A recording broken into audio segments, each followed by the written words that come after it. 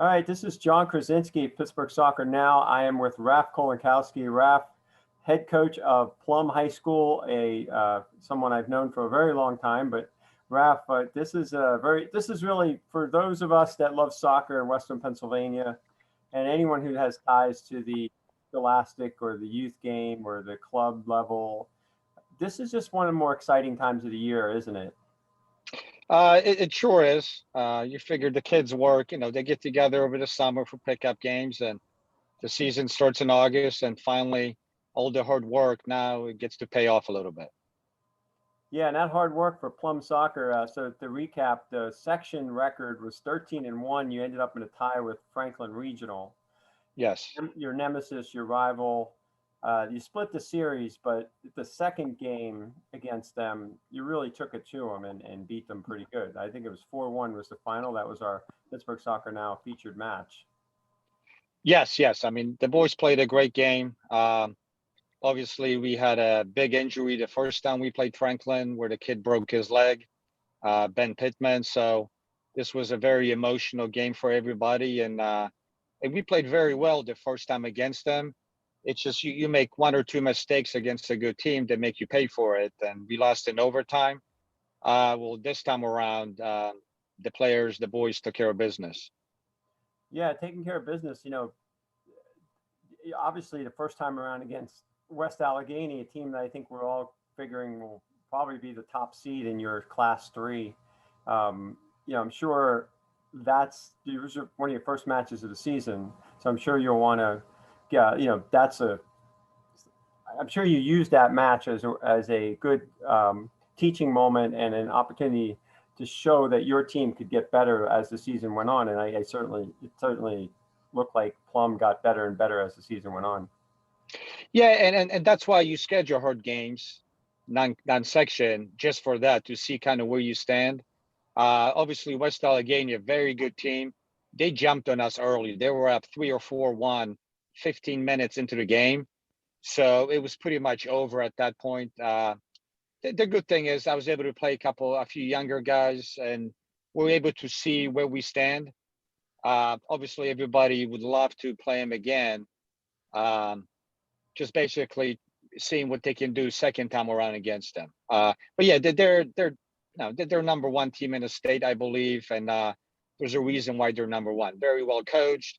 The team's loaded from top to bottom, so it would be nice to play them again just to kind of see how much we progressed throughout the year, and we definitely have. So that's something that I do bring up in practice, and always trying to what's the word I'm looking for?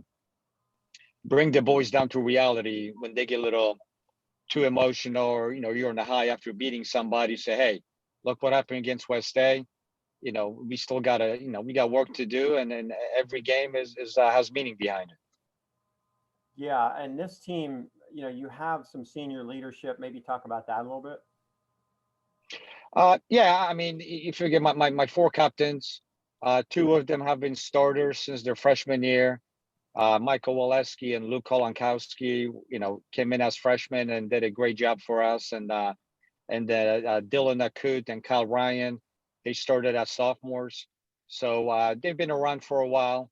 Obviously there's a few more seniors, Ian Urick and Zach Fulton and Matt Dis and our goalie AJ Harita that started the year for us. He's never played goalie before. He's a basketball player, but our goalie, or one of our other goalies, Owen, was hurt, so he stepped in for the first 5 games for us. So, and he's done a tremendous job. So, I mean, I think I got a pretty good leadership, from my seniors, and there's a lot of good players. Yeah, and your program has been really successful, really the last 5-6 years or so. Even going back further, I remember, my son playing for Fox Chapel and in the same section with Plum. Those were good battles, but this is, I'm sure, this season, this opportunity that's right before you. I know the opportunity is there to make a deep run to the final, the WPIAL final, to make it to Highmark. I'm sure Highmark Stadium is one of those things that your players and really a lot of the people involved with the program would love to see the boys soccer program progress to get pretty far. Yeah, well, you got to figure 2 years ago, we lost in the semis, very close game to Ken and Max. So we were literally 5 minutes away from going to Highmark. So the sophomores then, now seniors, still remember that feeling of how close they came, to go into a WPIAL championship game. So, they've been talking about it all summer long, that this is their goal, obviously, as it should be for every team. And they're excited about the opportunity that they can get. I think we got a pretty good team. If everybody plays our style of game and plays to their full potential, we're going to be a pretty hard team to beat in the playoffs. So speaking of being a tough team to beat, heading into tomorrow, Wednesday's bracket release, now where do you think? I mean, we put you at 4. It's 3A on Pittsburgh Soccer Now. Of course, everyone can look at those are just our projections, but Yeah. talking to some of the coaches and some of the people who have been watching the matches and throughout the course of the season, I've said this for the last few years. 3A as a whole has been extremely competitive at the top, and even the fifth, sixth teams, maybe seventh. Where do make your case, I guess, for where you think you guys should be? Maybe should you be seated ahead of Franklin Regional? I know you're co-champions, and sometimes that's in the committee might look at that and kind of split the vote there, So, Yeah. what's your case for being ahead of Franklin? Well, I mean, first of all, West A is anonymous number 1, so we don't have to worry about them. They're going to get the number 1 seed overall. I think Hampton could be a seed number 2, possibly. They've had a good year. They have all seniors playing, so they have a very good team. If whoever watched our 2 games against Franklin, in my opinion, I thought we were the better team, even the first game that we lost. And again, they score with a minute left to tie it up. And, once overtime hits, one mistake in the back and turn the ball over inside your penalty box, nothing good's going to come out of it. So, in my opinion, no disrespect to Franklin, but I think we are a little bit ahead of them. I'm not sure how, their coach would feel.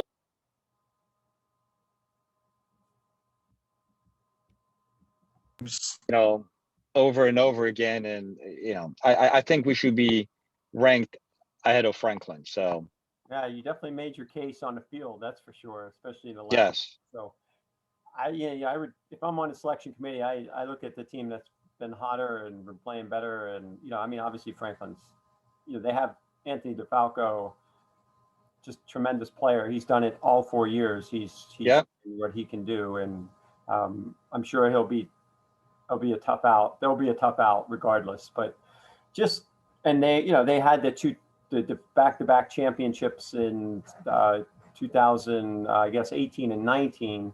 And then last year, Mars kind of snuck up on them. So what about the rest of 3A? I know you haven't seen too many of the teams outside of your section beyond West Allegheny, I believe. But what are your thoughts on what, obviously you mentioned Hampton's being undefeated, or at least in section, I believe. But it seems like it's more, I just think it's going to be tough. I mean, I think Mars is team never to take lightly, even though they finished second to Hampton.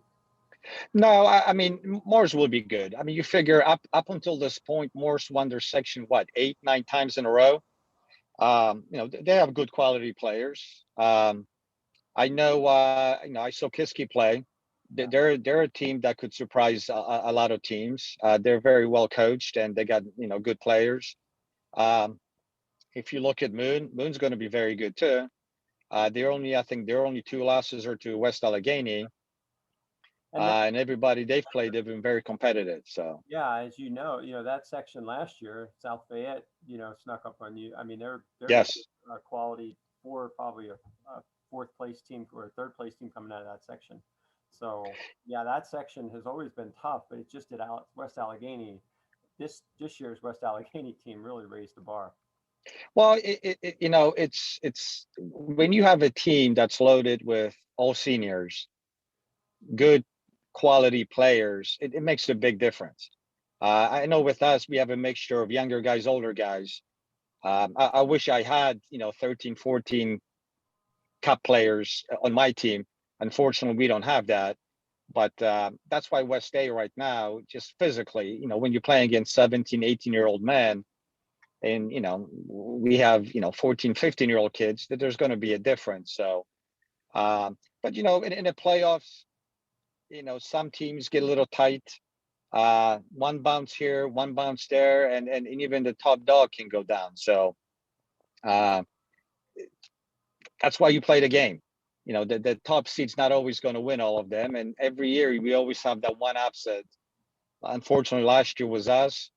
The year before, I think it was Bell Vernon that went down in the first game, and they were the top seed too. So you just never know. I mean, the weather can play a part in these games.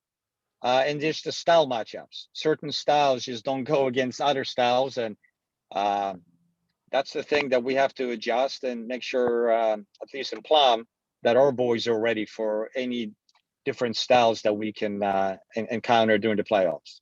And as far as our understanding is that at least the first 2 rounds for sure will be the team with the higher seed will host those matches. So having that home field, I'm sure, will help a bit too. Yeah, it definitely does. And I mean, it helps obviously when you're at home, but you can get maybe more of your student fans to come in. Obviously, those are high school kids.